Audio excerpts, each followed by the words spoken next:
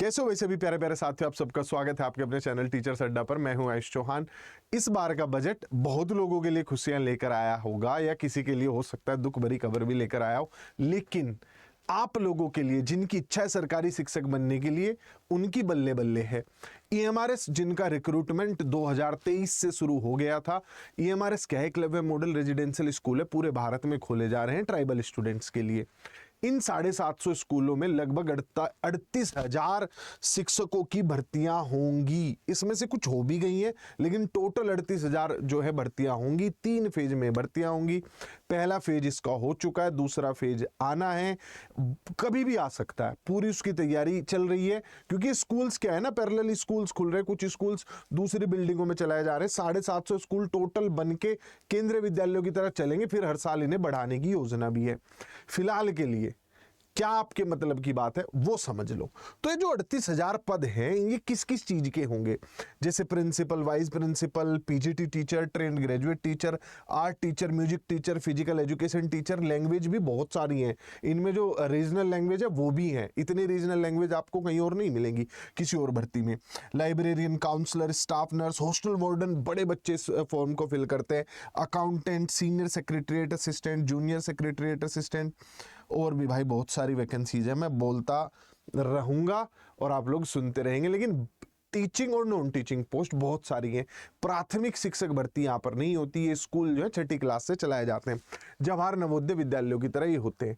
अब जो पिछली बार का हमारा नोटिफिकेशन आया था, उसमें क्या क्या नियम और शर्तें थी आप अभी देख लो। कैसा एग्जाम पैटर्न होगा, कैसा सिलेबस होगा, वो सारी चीजें अभी देख लो। और कैसे देख सकते हो वो भी बता दूंगा, जिससे कि कल को तैयारी करने में ये ना रहे कि हमें तो ये नहीं पता था, इस चीज का नहीं पता था। बहुत से बच्चे इसमें सिर्फ एक बात की वजह से, इस एग्जाम पैटर्न में एक पॉइंट होता है उसकी वजह से बाहर हो गए थे। उस पॉइंट को भी मैं आप लोगों को क्लियर करूंगा। तो पिछली साल जो टीजीटी की भर्तियां आई थी वो कुछ इन सब्जेक्ट्स में आई थी, Hindi, English, math, social studies, science. इसमें जो रीजनल लैंग्वेज है वो अलग है, physical education, arts, music teacher, जो मिसलिनियस टीचर्स है वो अलग है।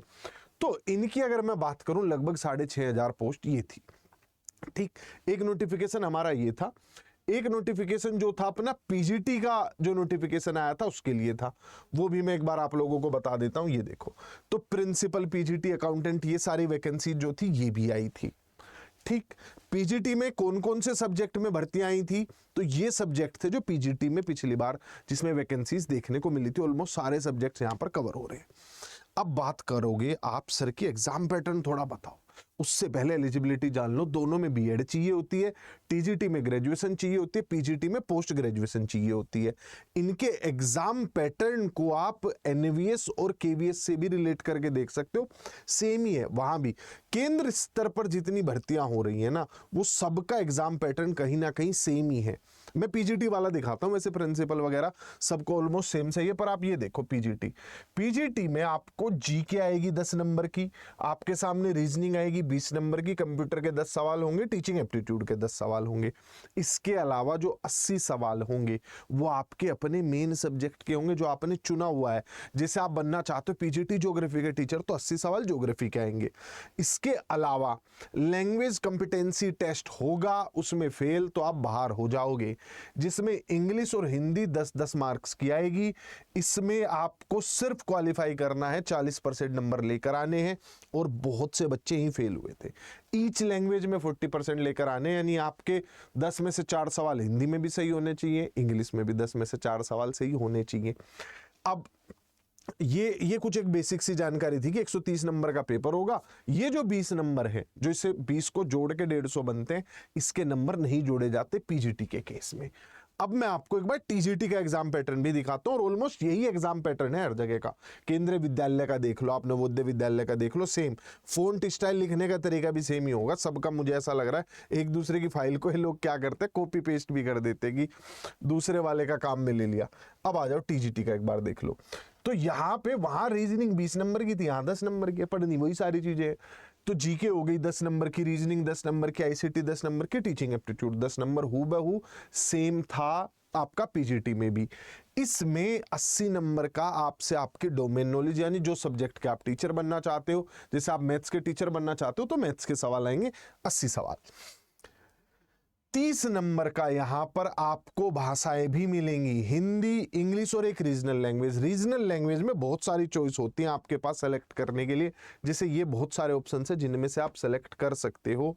जैसे आप हिंदी इंग्लिश भी सेलेक्ट कर सकते हो, जैसे पहले हिंदी है इंग्लिश है फिर रीजनल लैंग्वेज, आप वापस से इन्हीं में से कोई एक रख सकते हो। और भी बहुत सारे ऑप्शंस है, किसी की अपनी कोई रीजनल लैंग्वेज अलग सेलेक्ट करना चाहता है तो, पर ये ध्यान रखिएगा 10-10 नंबर की सब जगह से पूछी जाएगी और आपको सब में 4-4 नंबर कम से कम लाने हैं। ये सिर्फ क्वालिफाइंग नेचर का, इसके नंबर नहीं जुड़ते हैं। पिछली बार बहुत से बच्चे इसी लेवल पर फेल हो गए थे और आगे उनकी कॉपी चेक ही नहीं हुई थी। ये मैंने आपको एक बेसिक ओवरव्यू दिया कि भाई क्या एग्जाम पैटर्न रहता है। थोड़ा सा मैं आपको ना रिक्रूटमेंट रूल्स के बारे में भी एक बार हल्का सा एक ओवरव्यू देना चाहता हूं। खैर ये सब्जेक्ट टू सब्जेक्ट बहुत ज्यादा वेरी करता है, पर बीएड, पीजीटी में और पोस्ट ग्रेजुएशन ये चाहिए ही चाहिए होता है।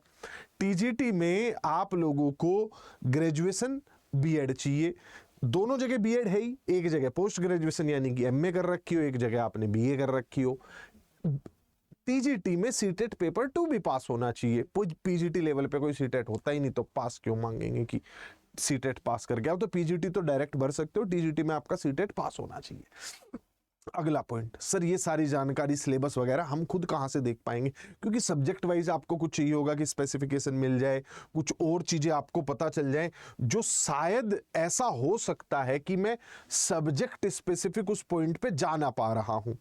लेकिन ये मैं आपको बताऊंगा अभी आप कैसे इस चीज तक पहुंच पाओगे। लेकिन उससे पहले एक दो चीजें और क्लियर कर देता हूं आप लोगों के लिए। बढ़िया बात, अभी दिल्ली में झटका लग गया था ना कि 30 साल ही पीजीटी की एज लिमिट दी थी, यहां पे जो एज लिमिट है वो 40 साल है, ठीक। और इस पे भी रिलैक्सेशंस आपको मिल सकते हैं।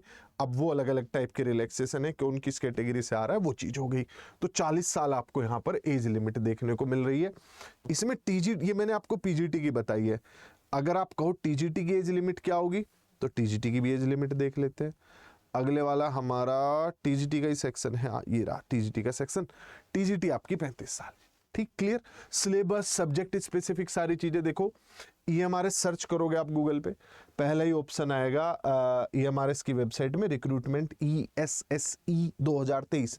ये 2023 वाले रिक्रूटमेंट्स थे, इनकी वेटिंग लिस्ट के भी रिजल्ट आ गए। सबसे नीचे आना बेसिक रिक्रूटमेंट रूल, जो आपका पहला नोटिफिकेशन आया था पीजीटी वाला वो, जो आपका दूसरा नोटिफिकेशन आया था टीजीटी वाला वो भी दिए हुए हैं।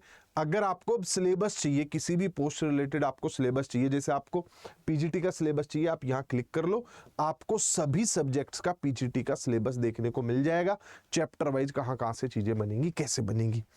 ये फिर भी हो सकता है पहले बार वाले स्टूडेंट के लिए थोड़ा सा चैलेंज रहा हो, आपके लिए तो एक प्रीवियस ईयर पेपर भी है। तो अड्डा की वेबसाइट पे जाओ और वहां पे जाके प्रीवियस ईयर पेपर्स को भी एक बार देख लो, कैसे सवाल पूछे जाते, क्या मैं इन सवालों के हिसाब से फिट बैठता भी हूं या नहीं बैठता हूं। बाकी अगर पढ़ना चाहते हो, नीचे स्क्रीन पे नंबर है, काउंसलर्स आपकी पूरी हेल्प करेंगे कि आपको फाउंडेशन बैच में जुड़ना चाहिए, कि आपको महापैक ले लेना चाहिए, या इस बैच के साथ साथ आपकी और कहाँ की तैयारी हो जाएगी। पूरा बिल्कुल एक दोस्त की तरह वो आप लोगों को सब चीजें समझा देंगे। नीचे स्क्रीन पे नंबर है, बात जरूर कर लीजिएगा। ऐसे ही आने वाली सभी वैकेंसीज के लिए, ये पॉइंट क्यों कह रहा हूँ, एक लड़की मिली मुझे अभी बुक फेयर में, हम लोग गए हुए थे जब, हमारे चैनल की स्टूडेंट, कि सर ईएमआरएस की वैकेंसी का पता नहीं चला। तो आप चैनल पे अप टू डेट रहें भाई, नीचे सब्सक्राइब वाला बटन है वो दबा लो और वीडियो सेक्शन में देखते रहा करो हम क्या बता रहे हैं, क्या नई जानकारी लेकर आ रहे हैं।